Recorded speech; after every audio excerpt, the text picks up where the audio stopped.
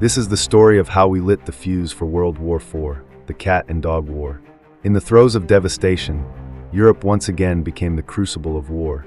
In Russia, the relentless war machine drained its people of life and hope. Families were torn apart, homes left empty. Even beloved pets, once companions in a time of peace, were forsaken in the scramble to fight. Amid the chaos, a shadow loomed, an aging nuclear power station, neglected and teetering on the brink of disaster. Short-staffed and overburdened, its technicians fought to stave off catastrophe. But fate would not wait. A bomb fell on the station, its origins shrouded in mystery. Each side blamed the other. The fragile structure buckled, and in a moment of terror, the reactor went critical. The explosion unleashed a silent, deadly wave of radioactive fallout. The land was poisoned, the air thick with unseen death. What followed was a desperate human effort to reclaim the ravaged zone. Teams moved in to clean the contamination, but their eyes soon turned to the creatures left behind, the cats. Something strange was happening. Exposure to the fallout had begun to change them.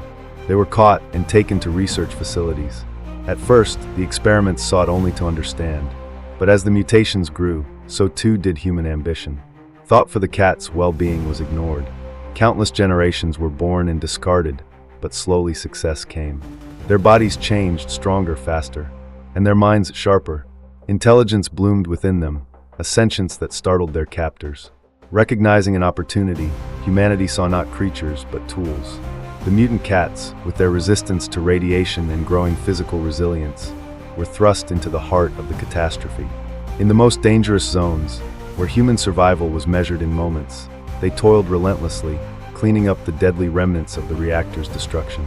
Their lives were deemed expendable, yet their service was priceless. No other force could do what they did. Clad in makeshift suits, they worked tirelessly, scraping away radioactive debris, repairing structures, and salvaging what could be saved.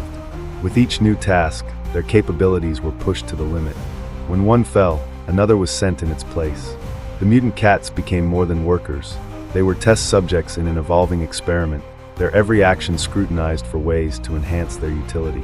But while humans saw tools, the cats began to see something else. A dim but growing understanding of their own existence, of their role in a world that viewed them as disposable. Desperation had a way of twisting loyalties and blurring lines. Russia, in its relentless pursuit to sustain a faltering war effort, struck a chilling deal with China. They traded arms, but what China truly craved was something far more valuable: Russia's mutant cats. Once cherished companions, these genetically altered beings were shipped off, stripped of their identities, and thrust into a world where they became mere tools for forced labor. In the factories and streets of China and Russia, they toiled endlessly, their unique abilities exploited by regimes that viewed them not as pets, but as disposable assets. How quickly value can shift in the face of greed, and how easily bonds once held dear are forgotten.